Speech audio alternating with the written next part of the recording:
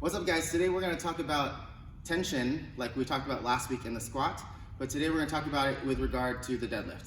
So some of y'all might know me from working with Bergner Strength. I've been a weightlifting coach with Coach B for several years now, and a few years ago, 2 years ago now, I found out that I sucked at hinging, and that was the reason why my low back was always blowing up. It was because I was using my low back on the right side in particular pretty much all the time to lift the weight instead of actually using my glutes and my hamstrings. So one way that we can actually find the tension where we want it to be is to kind of the same thing we did last week with the squat. We're going to set up in a deadlift position, and what I like to do is I think about putting my big toe into the ground and then pulling them towards each other. And if you're having a hard time conceptualizing that, bring your feet like this and squeeze your big toes together. You should feel this inside head of the hamstring or your semimembranosus turn on. And this is the muscle we're gonna create stability from in that position. So from here, if I wanna get to the hinge, I'm gonna pull that together like I'm trying to pull the floor apart. I'm gonna hinge down into this start position here. And I'm trying to create tension here and also in this VMO. From here, I'm gonna push the floor away and then I'm gonna squeeze the butt together. Now, the chin down, as many people have been asking me for the last few weeks, is that on purpose? Absolutely, it's on purpose. As soon as you lift the head up, you kind of lose connection with the hamstring. So what I'll do is I'll keep the chin down in this position here, and that'll give me access to the hamstring and make it a lot more of a stable lift.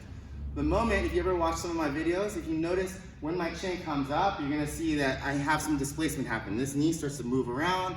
I go to the low back instead of staying in the glutes and hamstrings. So that is my personal cue. I like to pretend I'm trying to hold a grapefruit. Try and hold a grapefruit here, and if I can do that, I can stay way more connected with this internal torque chain and able to stay in the muscles that I want to use instead of using my low back to lift the barbell. So give this a try, guys. Play around with it. It's gonna be a little bit weird at first, but you're gonna find that you have a whole lot more connection with the lower half of your body, pushing the barbell away. And please, please, please do not finish like this with your back all arched, because that's just terrible.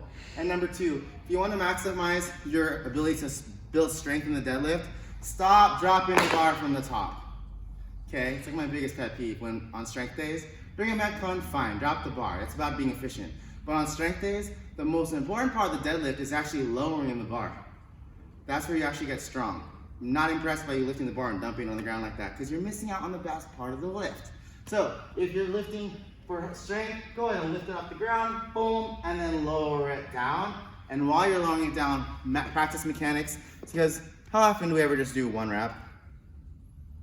Barely ever, right? If we're CrossFitters, we do them multiple reps. So if you get really good at lowering the bar with control, you'll be a lot better at doing them in, what's that word I'm going for? Like cycling, where you're trying to go fast.